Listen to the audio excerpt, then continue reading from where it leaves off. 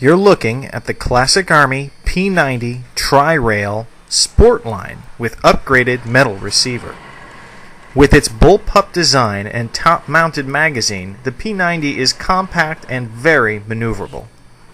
The P90 is the model of futuristic, ambidextrous design and allows operators to use its controls with ease. As with most airsoft guns, there are many points to cover in any review.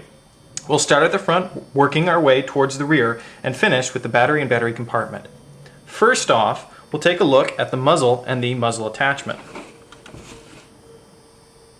In this case, because we have the aftermarket metal receiver, the flash hider is all metal and, as you can see, has no orange marking whatsoever. Now, I get a lot of questions about how to remove these muzzles, these flash hiders, and so in many cases I end up writing lengthy emails trying to explain exactly how to do it. So, to give you the information off the bat and show you how you can remove the flash hider should you so desire, we're going to show you. First off, understand that there are two parts to removing the flash hider assembly. First of all, you're going to want to remove the small set screw located at the base of the muzzle attachment. You're going to want to use some form of Allen screw or Allen wrench, whichever will fit. In this case, all you're going to want to do is remove it. Shouldn't take too much, and of course, as always, you want to keep close tabs on this little screw because they're tiny and they can be easily lost.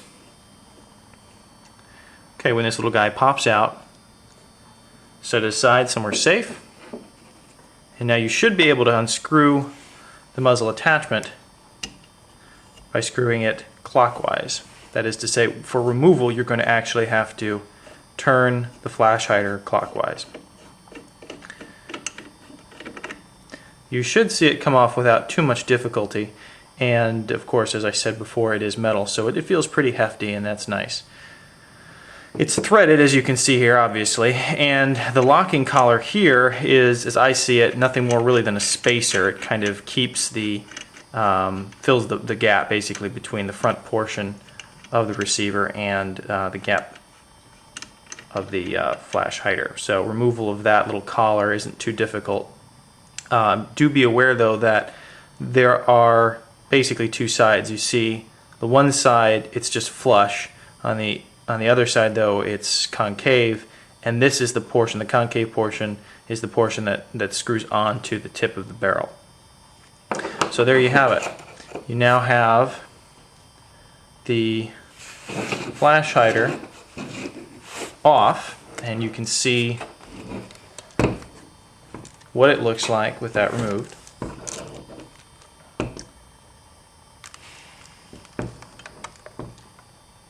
And you can attach whatever type of accessory you feel would look best on it. So putting it back on is a simple reversal of the process we just showed you. Okay, so first things first, make sure you have your locking collar. Rather, it's just a collar, whatever you want to refer to it as. It doesn't actually lock anything down per se, but it does, like I say, fill the space between the flash hider and the forward portion of the receiver. Bear in mind that attaching it's a little tricky because, unlike a lot of things we're used to in the United States, you're going to be screwing this on counterclockwise. So it takes just a little bit getting used to. Make sure that you thread it properly. It's strange. It doesn't slip on at all. You actually start securing right away. So once you'll feel it move freely. Once you've got that on, it'll just spin all the way closed. And again, this is what it looks like. Then take your muzzle attachment, and remembering to screw it on clockwise.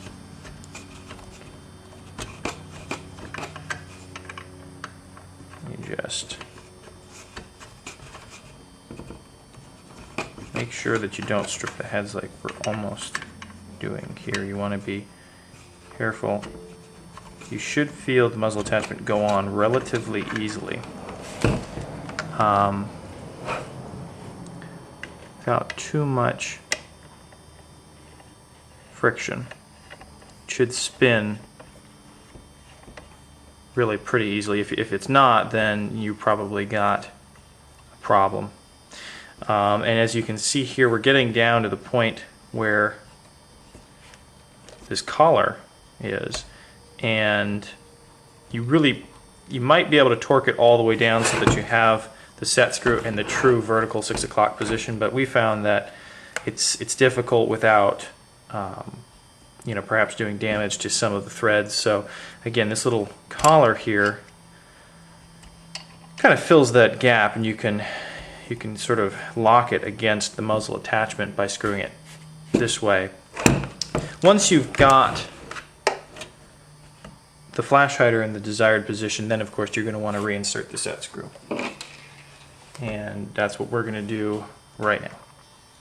One thing I will say about this metal receiver is that while it does lend a very nice feel to the gun, the metal itself does feel a little bit soft when you're dealing with these kinds of threads. So like I said, I want to stress that you want to be careful when you're screwing these parts back on, because it feels like the metal would strip pretty easily if you were to force anything. So just be aware of that.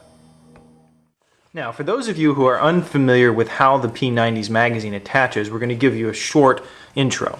First of all, as you can see, the entire magazine is located on the top of the gun, top of the receiver.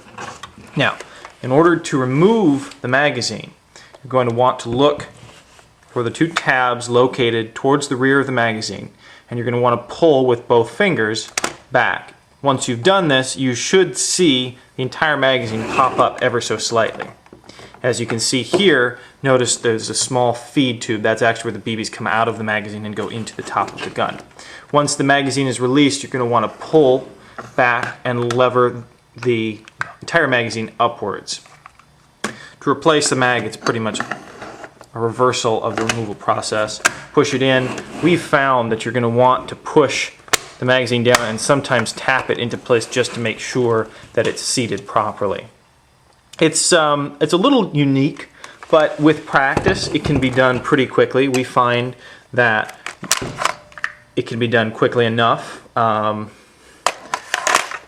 Once you get used to it, you really will probably not even notice that it's different. So it's one of those interesting design elements of the gun, and it makes it a little spacey, but it seems to make use of the space quite well, considering how small the gun is. So there you go, that's the magazine removal process.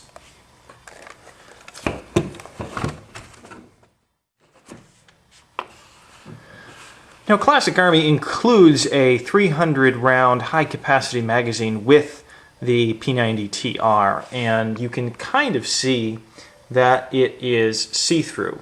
The material they used, in the plastic material used, is translucent. You don't see everything, but if you hold it up to light, you'll get a pretty decent cross-section. And we'll show you that right now. Here's a view of the magazine backlit, and when the BBs are in the reservoir, you'll be able to see how much ammo you have, which is a nice feature. Notice too, towards the front of the magazine, you'll see the lines on your screen. Those are actually lines from a spring. That spring keeps tension on the BB reservoir, and that allows the BBs then to be fed into the clockwork mechanism and then spat out the top here. Bear in mind that the winding of the magazine is done with this clock wheel mechanism here. This is actually towards the rear of the magazine, and so what you're going to want to do is wind it up fully before you insert it, because obviously you really won't be able to effectively wind this magazine while you're in the middle of a firefight.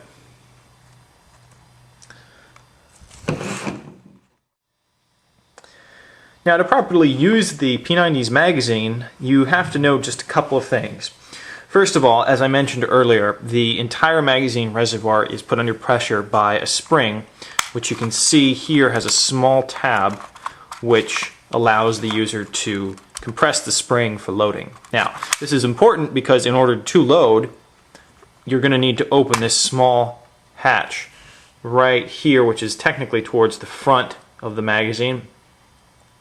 And the neat thing about it is that when the latch is closed, you can pull the tab for the spring all the way back.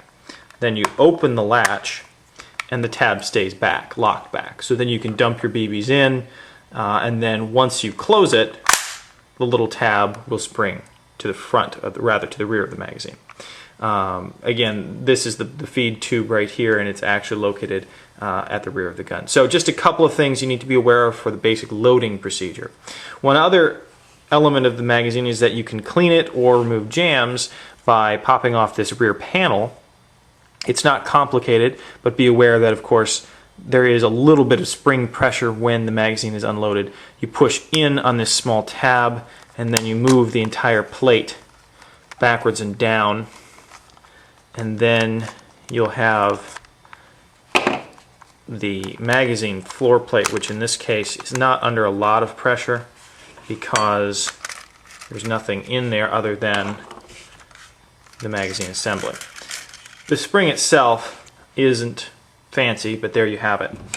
And then the remainder of the magazine can be viewed, cleaned. You can clear jams, whatever you need to. We've not fully disassembled the magazine any more than this, however. Putting everything back in place is a fairly straightforward affair. Make sure you put your spring in effect, the way it came. Then you're going to want to put the spring follower, make sure it seats flush. There is a certain way to do it, you'll know, because if you do it the wrong way, it won't seat flush. If you do it the right way, it will, just as we've shown you there. Then you take the floor plate itself and push it until you see the little dot line up in the middle there. And that's how you would remove the spring for maintenance, cleaning, or whatever. So there you go. That's the high capacity magazine.